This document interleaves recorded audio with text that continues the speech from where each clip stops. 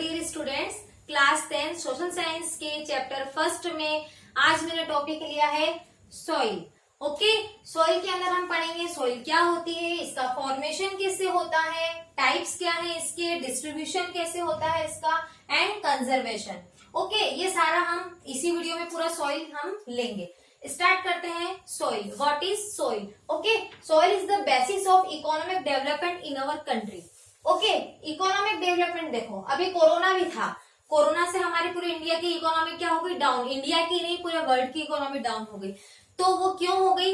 जैसे कि मैं आपको बताती हूँ कि जैसे इकोनॉमी मतलब पैसा कैसे आता है, क्योंकि हमारे इंडिया में पूरा भारत है जो कृषि प्रधान देश है। ये जो कहावत चली आ रही, 75% जो हमारे यहाँ की जो जनता है, पब्लिक है, वो खेती करती है, किसानी करती है। आपने देखा होगा या आपने कहीं पढ़ा होगा कि जो हमारे लाल बहादुर शास्त्री जी हैं, जो दूसरे प्रधानमंत्री हैं, तो उनका क्या हुआ, मतलब जब हमारे अर्थव्यवस्था जब डगमगा रही थी हमारे देश की, तब उन्होंने अपने घर पर जो उनका प्रधानमंत्री हाउस है वहां पर सबसे पहले कि जय जवान जय किसान नारा लगाया, और उन्होंने खुद ने खेती की, और वो खुद भूखे रहे पहले कि मैं भूखा रहूंगा, मेरे बच्चों को भूखा रखूंगा, और अगर मैं रह सकता हूँ एक दिन तो सब दुनिया एक दिन उपास करेगी। इस टाइप से उन्होंने अपने जो उनका जो प्रधानमंत्री निवास था वहां पर खेती करी। उन्हीं की ये देन है जो आज हमारी जो पूरा भारत देश है वो जो डिपेंड है, वो हमारे लाल बहादुर शास्त्री जो हमारे प्रधानमंत्री है,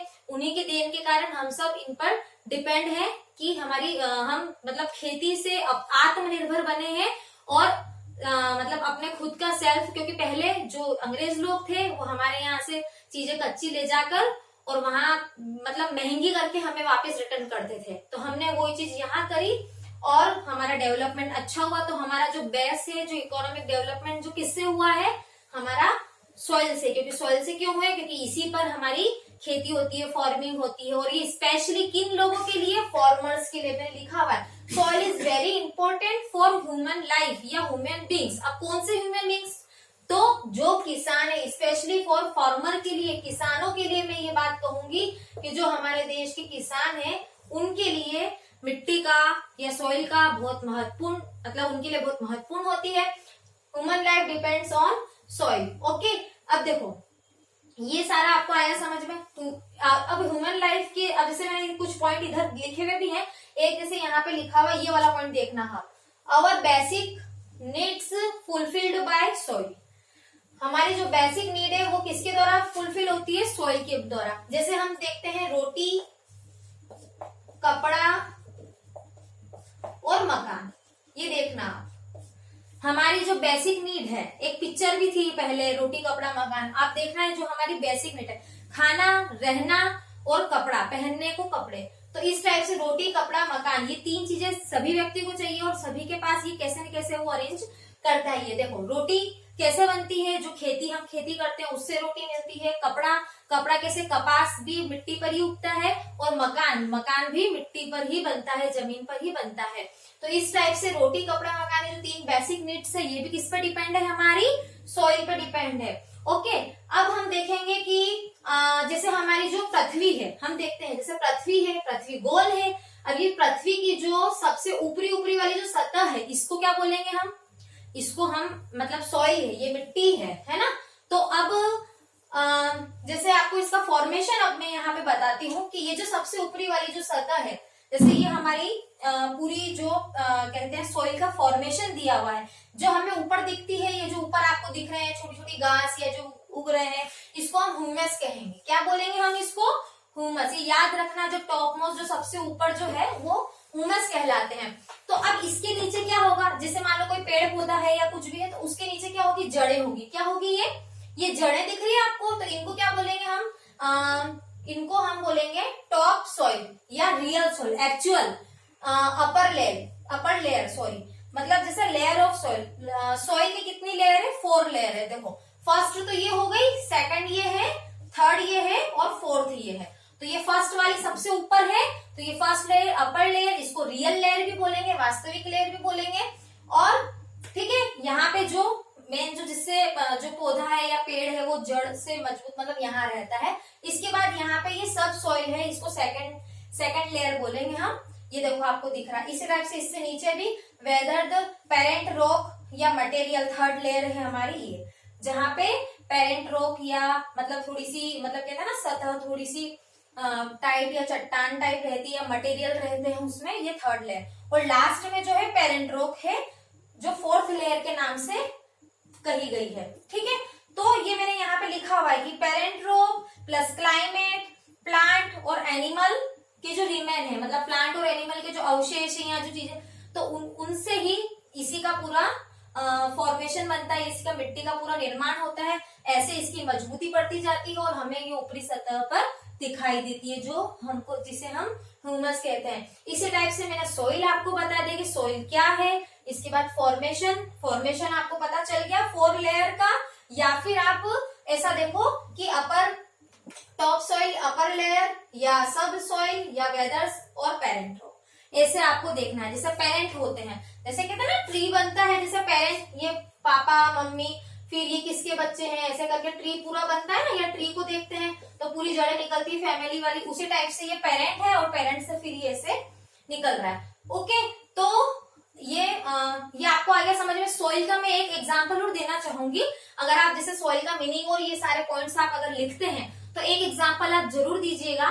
जैसे कि भेड़ होती है, आपने भेड़ देखी होगी, तो वो क्या घास खाती है या जो भी कुछ खाती है, और फिर हमें क्या देती है, वो ऊन देती है, हमें कपड़ा देती है, ऊन देती है, स्वेटर वगैरह हम जो पहनते हैं वो ठंड में उसी से, या फिर आपने देखा होगा रेशम किस पे, वनस्पति पे रहती है। ठीक है, तो इसी टाइप से वो वनस्पति किस पे उगती है, वनस्पति जमीन पर मतलब मिट्टी पर ही उगती है। जैसे कपास है, कपास भी किससे, कपास से कपड़ा बनता है, और वो कहाँ पे, कॉटन जो है कपास कॉटन, वो कहाँ पे होता है, मिट्टी से। तो ये सब चीजें मिट्टी से ही होती है। अगर हम कोई चीज खा रहे हैं, हम जी रहे हैं, हमारा जीवन ही किस पर है, क्योंकि हम खा रहे हैं तो किस पर है, मिट्टी पर ही सारी चीजें खेती वगैरह होती है। तो इसीलिए सॉइल बहुत इंपॉर्टेंट पार्ट है हमारा। तो आपको सॉइल आ गया, मैंने एग्जाम्पल भी दे दिया एक आपको, इसका फॉर्मेशन के बारे में भी बता दिया। मैं एक बात और आपको एक एग्जाम्पल ये वाला भी देना चाहूंगी, इसको ध्यान रखना आप, ये बहुत अच्छा एग्जाम्पल है कि ये जो सॉइल का जो फॉर्मेशन होता है ना, सॉइल फॉर्मेशन के इसमें पॉइंट ले लो आप। ये soil formation is very slow process. ये जो प्रोसेस है ना, ये बहुत स्लो, धीरे धीरे होती है, अचानक से नहीं होती है, मतलब वो एकदम जल्दी से नहीं होती है। आप सोचोगे इसमें बहुत सालों बरस लग जाते हैं। जैसे 1 मीटर की लेयर बनने में मतलब सैकड़ों वर्ष लगेंगे, तो 2.5 सेंटीमीटर की अगर लेयर बनेगी, मतलब मैं सिर्फ 1 मीटर की बता रही हूँ, तो 1 मीटर में तो सैकड़ों लगेंगे, लेकिन अगर 2.5 सेंटीमीटर की जो लेयर बनती है ना, उसमें कितना 1000 ईयर्स, मतलब 1000 ईयर्स प्लस, आप इसमें ले लोगे कि ये प्लस, इससे भी ज्यादा टाइम लग जाता है, मतलब हजारों वर्ष लग जाते हैं 2.5 सेंटीमीटर की लेयर बनने में। एक लेयर जो मोटी लेयर जो बनती है ना, उसको बनने में इतना टाइम लगता है।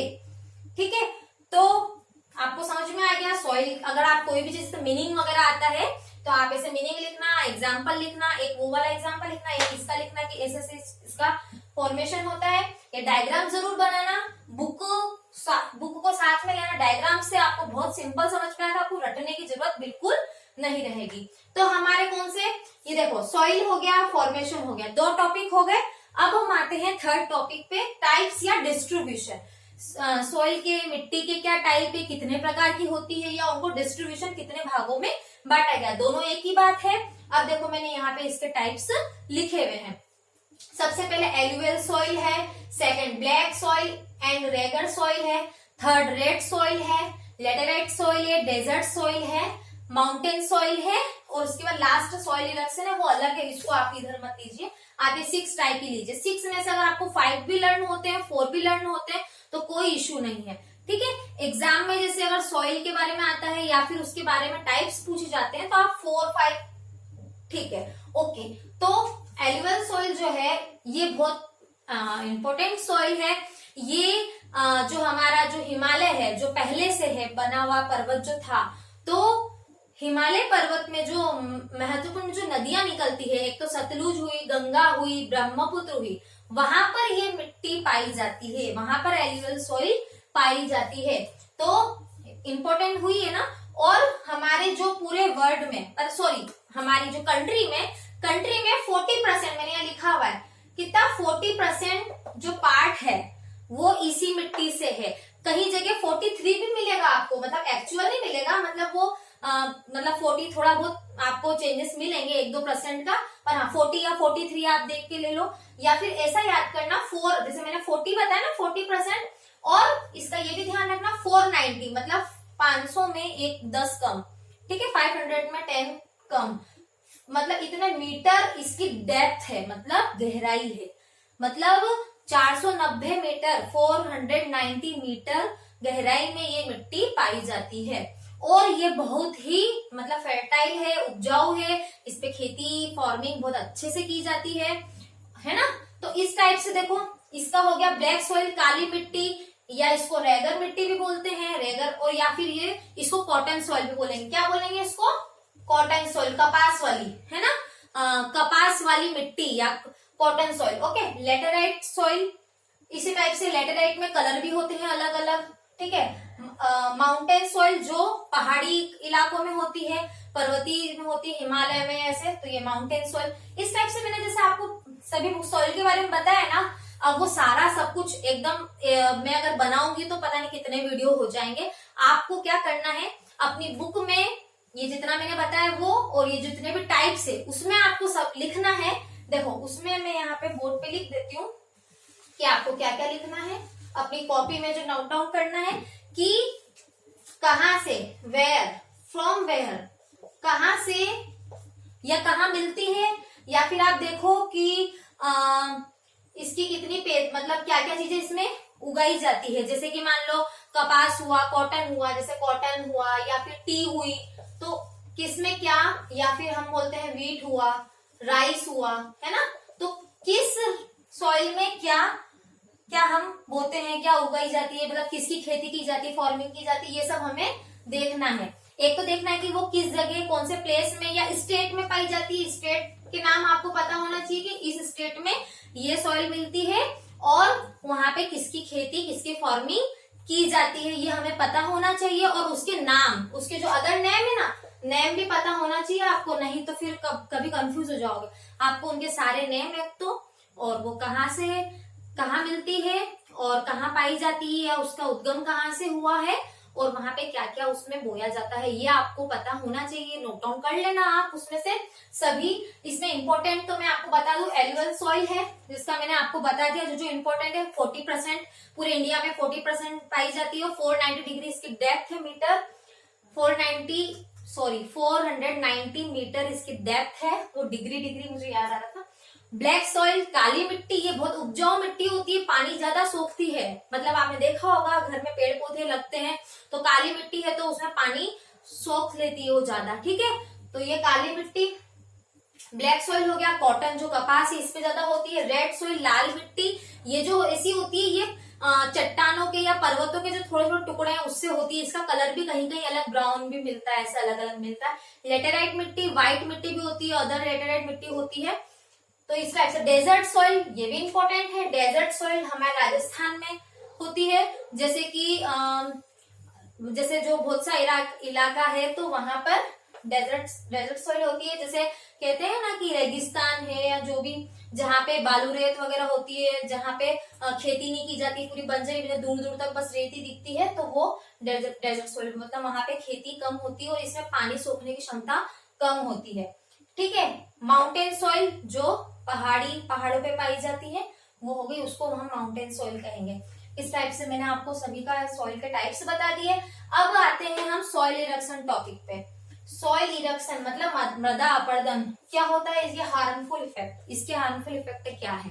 हमारे इंडिया में ये बहुत हो रहा है, और इंडिया नहीं पूरे मतलब वर्ल्ड में ये चीजें प्रॉब्लम हो रही है, क्योंकि मतलब कोई ध्यान नहीं दे रहा। मतलब जैसे पॉपुलेशन इतनी बढ़ गई है, और मतलब सब लोग जैसे घर बनाना, ये करना, वो करना, फैक्ट्री वगैरह बिजनेस पर्पज से लेके, और ये जो प्रदूषण वगैरह, पोल्यूशन वगैरह ज्यादा हो रहा है, तो इससे क्या हो रहा है कि इफेक्ट हमारी मतलब जो हमारा क्लाइमेट है, या जो हमारा आप समझ लो कि जैसे अभी कोरोना आया है, बारिश ज्यादा तेज हुई है, तो पूरा प्रकृति अपने आप में मतलब अनबैलेंस हो गई है। मतलब वो तो उसने अपने आप को कवर करने के लिए या सही रखने के लिए, क्योंकि इतना ज्यादा सब कुछ खराब हो गया है, तो उन्होंने अपने आप को कवर करने के लिए इतना सब कुछ हो रहा है, वो खुद ही बैलेंस कर रहे हैं कि हाँ नहीं बहुत हो गया। तो इसीलिए ये जो सॉइल इरेक्शन बहुत ज्यादा प्रॉब्लम हो रही है। तो हमारे इसमें खेती से लेकर या कोई भी चीज अगर हम बोते हैं तो वो मतलब अच्छी नहीं होती। जैसे सब्जियां वगैरह आप देख रहे होंगे, फ्रूट्स वगैरह, तो उसको हमें इंजेक्शन या दवाइयों से वो होते हैं, तो वो इफेक्ट करते हैं, इसीलिए बीमारियां हो रही है। तो ये बहुत ज्यादा, और इसका इफेक्ट भी बहुत हार्मफुल हो रहा है। तो इसके लिए हमें क्या करना है, ये कंजर्वेशन मतलब संरक्षण, हमें क्या करने की आवश्यकता है, हमें मृदा के संरक्षण की आवश्यकता है। जो भी हमारा जो इलाका है, खेती वगैरह हरियाली जहाँ है, तो हम उसको मतलब नष्ट न करें। जो पॉपुलेशन जो बढ़ रही है वो बढ़े नहीं, और हम जो भी जैसे घर बनाते हैं या जो बड़ी बड़ी सिटियों में आप देखते होंगे, जैसे गाँवों में तो क्या होता है सब अच्छा है, लेकिन बड़ी बड़ी सिटीज में इतनी सारी पॉपुलेशन हो गई है तो वहां पे मतलब वायु में ही इतना ज्यादा मतलब गाड़ियों का ये सब धुआं वगैरह, और सांस लेने में भी दिक्कत और बहुत बीमारियां सब कुछ होती है। तो उसके लिए क्या जरूरी है कि जैसे वहां पे क्या होता है, आसपास जो हरियाली या पेड़ों को भी काट के घर बना दिए जाते हैं, क्या कुछ और बिजनेस पर्पज से चीजें हो जाती है, तो वो नुकसान करती है। तो इसीलिए हमें क्या आवश्यकता है, जो हमारी सॉइल है उसको हम कंजर्वेशन करें, उसका हम संरक्षण करें, उसको हम ध्यान रखें। क्यों ध्यान रखें, क्योंकि वो हमारी मतलब कहते हैं ना बेसिक नीड्स है, क्या है, रोटी कपड़ा और मकान। क्या बोलते हैं कि जो ह्यूमन लाइफ है, जो हमारा जीवन है, पूरी लाइफ है, वो किस पे डिपेंड है, मिट्टी पे। क्यों, ये हमारे लिए एक तरह से गॉड गिफ्ट है, भगवान का दिया हुआ है, तो हम इसके साथ छेड़छाड़ नहीं, खिलवाड़ नहीं करना चाहिए। क्यों, क्योंकि फिर वो प्रकृति जब हमारे साथ जब करती है तो फिर किसी के बस की बात नहीं रहती है। जैसे बारिश होती है तो कुछ भी हाथ में नहीं रहता है। इसीलिए हैप्पी बी सेफ। और ये जो मैंने आपको वर्क दिया है ये कॉपी में कंप्लीट कर लेना। Okay, thank you.